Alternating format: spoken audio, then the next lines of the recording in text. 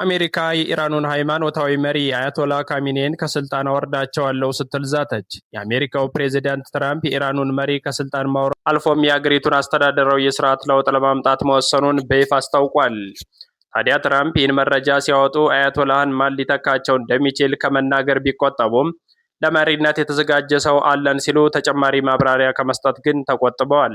ይህን ጉዳይ አስመልክቶ ኢራን መረጃው ቢደርሳትም ስለ ጉዳዩ መግለጫ ከመስጠት ግን እንደተቆጠበች ተነግሯል። ትራምፕ ይህን የጠብ አጫሪነት መግለጫ ከመስጠት ባለፈም ግዙፍ የተባላቸውን የጦር መርከብ ግስጋሴዋን ወደ ኢራን እንዳደረገች አስታውቋል። የሁለቱ ሀገራት ውጥረት አሁንም እየተባባሰ እንደመጣ መረጃዎች እያመላከቱ ይገኛሉ። ክቡራን አድማጮች ይህን ጉዳይ በዜና ትንታኔያችን ተመልክተነዋል። ቻናላችን ሰብስክራይብ በማድረግ እስከ ፍጻሜያችን ድረስ አብራችሁን ቆዩ። በሌላ ዜና አንድ የአፍሪካዊት ሀገር መሪ ቤተክርስቲያንን በተመለከተ ጥብቅ አስቸኳይ መግለጫ አውጥቷል። የሀገሪቱ መንግስት 8000 አብያተ ክርስቲያናትን ሙሉ በሙሉ ያሸገ ሲሆን እንደ ምክንያት ያስቀመጠው በሃይማኖት ስም ንግድ እየተሰራባቸው በመምጣቱ ነው ሲል አስታውቋል። ከዚህ በኋላ ቤተክርስቲያንም ሆነ ማንኛውም የሃይማኖት ተቋም መመስረት የሚፈልግ ቄስም ሆነ ፓስተሮች፣ ነቢያትም ሆኑ ሌሎች አገልጋዮች በሙሉ በቅድሚያ በቴዎሎጂ ቢያንስ ዲግሪ ሊኖራቸው ይገባል ሲል ጥብቅ መልእክቱን አስተላልፏል። ሰባኪዎችም በተመሳሳይ ምንም አይነት ዲግሪ የሌላቸው ሰባኪዎች ሊሰብኩ፣ ነቢያትም ራእይ ያየን ሊሉ ፈጽሞ ክልክል ነው ስትል ሩዋንዳ ከልክላለች። የሩዋንዳው መሪ ካጋሜ በጉዳዩ ዙሪያ ባደረጉት ንግግር በርካቶች ዘንድ ግርምትን ፈጥሯል። በዚህ ጉዳይ የሩዋንዳ ሃይማኖታዊ መሪዎችና የክርስትና እምነት ተከታዮች ምን አሉ? እስከ መጨረሻው ከኛ ጋር ስትቆዩ የምታደምጡት ይሆናል። ወደ ቀዳሚው መረጃችን ስናልፍ አሜሪካ የኢራንን መንግስትና የአገዛዝ ስርዓቱን ለመጣል መወሰኗን አስታወቀች።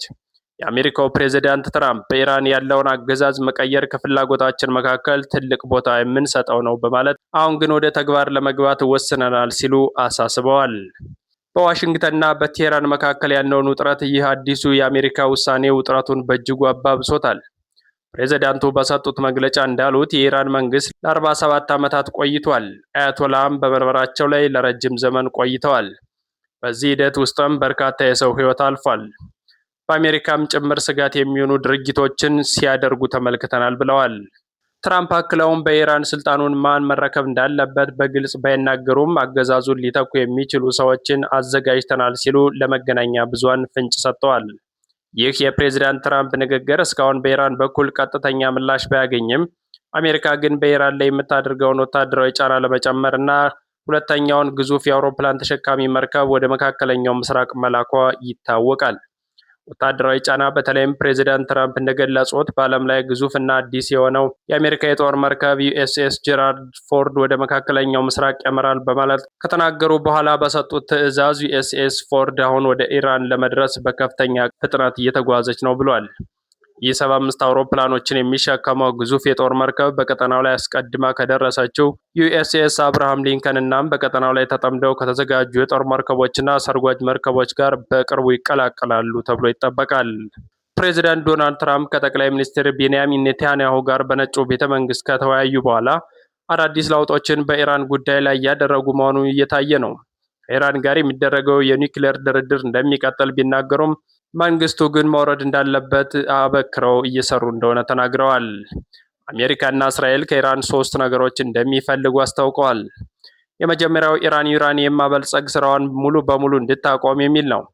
ሁለተኛው የባሊስቲክ ሚሳኤል ፕሮግራሟን እንድትገታና ሶስተኛው ደግሞ ሐማስ እና ሂዝቦላ ላይ ያሉ ቡድኖችን መደገፍ ታቁም የሚል ነው።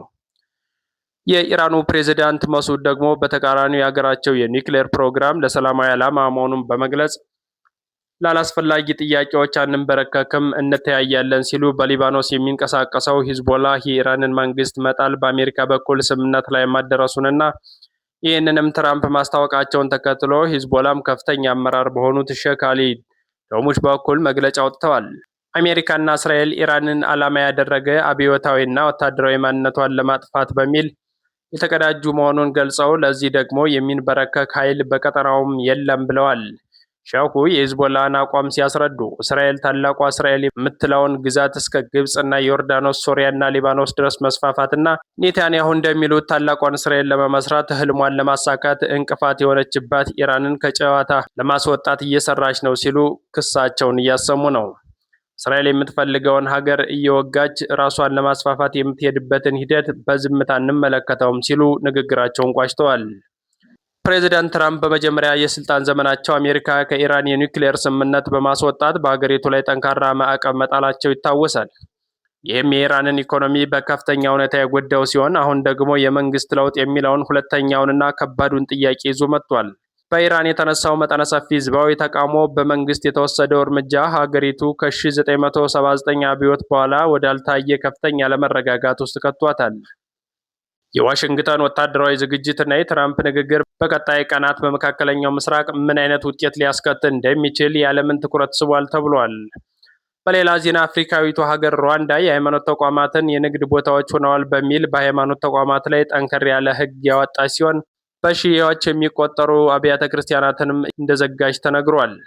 ሩዋንዳ በአዲስ ውሳኔዋ እንዳስታወቀችው ከሆነ ፓስተሮችም ሆነ ቀሳውስት ቤተ ክርስቲያንን ለመክፈት ከፈለጉ አስቀድሞ በስነ መለኮት ወይም በቲዮሎጂ ትምህርት የዲግሪ ሰርተፊኬት ሊኖራቸው ይገባል። ይህን ካላደረጉ በስተቀር በፍጹም ቤተ ክርስቲያንን መክፈት አይችሉም። ተቋማቱን የንግድ ቦታዎች አድርገዋቸዋል ስትል ጠንከር ያለ ክሷን አሰምታለች።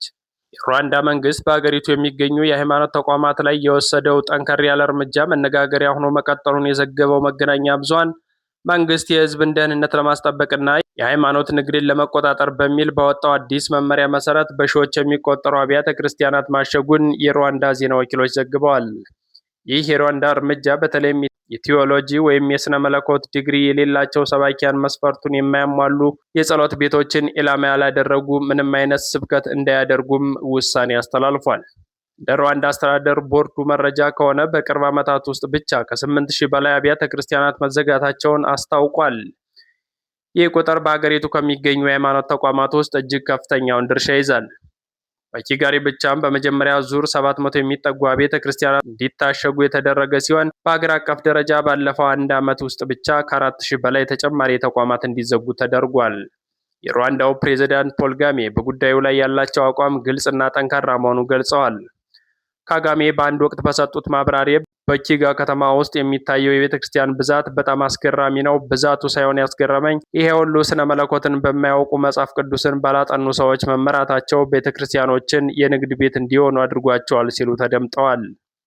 ህዝቡን በሃይማኖት ስም እየበዘበዙ ነው፣ ስለዚህ ይህንን እርምጃ ለመውሰድ ተገደናል ብለዋል። በኪጋሊ ውስጥ 700 አብያተ ክርስቲያናት ተዘግተዋል ሲባል ቁጥሩን ሰምቻለሁ ያሉት ካጋሜ ይህ ቁጥር ለኢንዱስትሪዎች ቢሆን ኖረው አስቡት፣ ሀገሪቱ በከፍተኛ ሁኔታም ትለወጥ ነበር። እኚህ ሁሉ አብያተ ክርስቲያናት ለምንድን ነው የሚያስፈልጉት? የውሃ ጉድጓድ እየቆፈርን ነው ወይስ ቤተ ክርስቲያን እየቆፈርን ነው ሲሉ ተቃውሟቸውን ፕሬዚዳንቱ አስደምጠዋል።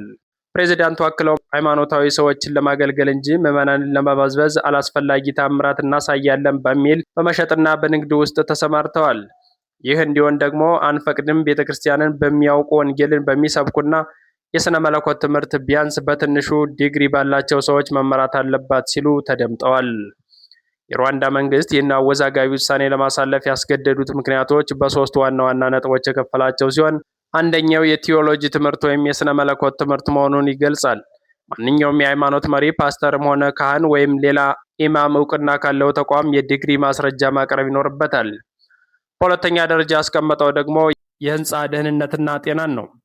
ብዙዎቹ የታሸጉት አብያተ ክርስቲያናት በመጋዘኖች፣ በድንኳኖችና ለሰው ልጅ ጤናም ሆነ ለመሰባሰብ አደገኛ በሆኑ ቦታዎች ውስጥ የሚገኙ ናቸው በማለት ገልጿል።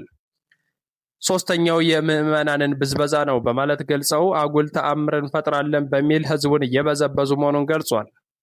የገንዘብ ክፍያ ከፈጸማችሁ ተአምር ይደርስላችኋል፣ የውጭ ሀገር በር እንከፍትላችኋለን የሚሉና ህዝቡን ለከፍተኛ የደህንነት አደጋ የሚዳርጉ የሰባኪያንና የነቢያት ቁጥር መጨመር መንግስት ጉዳዩን በስጋት እንዲመለከተው አድርጎታል ብለዋል። ለቢቢሲና አልጀዚራ ያሉ የዜና ምንጮች በጉዳዩ ዙሪያ ባወጡት ዘገባ ይህ የሩዋንዳ መንግስት እርምጃ በሩዋንዳ ውስጥ የሁለትዮሽ ስሜትን ፈጥሯል። አንዳንዶች መንግስት በሃይማኖት ነጻነት ላይ ጣልቃ እየገባ ነው ሲሉ፣ የሃይማኖት መብት ተሟጋቾች አንድ ሰው እግዚአብሔርን ለማገልገል ዲግሪ የግድ ያስፈልገዋል ወይ የሚል ጥያቄ እያነሱ ነው። በአንጻሩ ግን በሰባኪያን እየተታለሉና ንብረታቸውን ያጡ ዜጎች ደግሞ የመንግስትን እርምጃ በአዎንታዊነት ተቀብለውታል። ሩዋንዳ አሁን ላይ በሃይማኖታዊ ተቋማት አደረጃጀት ረገድ በአፍሪካ እጅግ ጥብቅ የሚባል ሕግ ያላት ሀገር ሩዋንዳ ሆናለች። መንግስትም ጥራትን ከብዛት ይበልጣል የሚል መርህ የጀመረው ይህ ዘመቻ ሌሎች አፍሪካ ሀገራትም እንደ ኬንያ ያሉ ተመሳሳይ ሕጎችን ለማውጣት እያሰቡ እንደሆነም ተመላክቷል።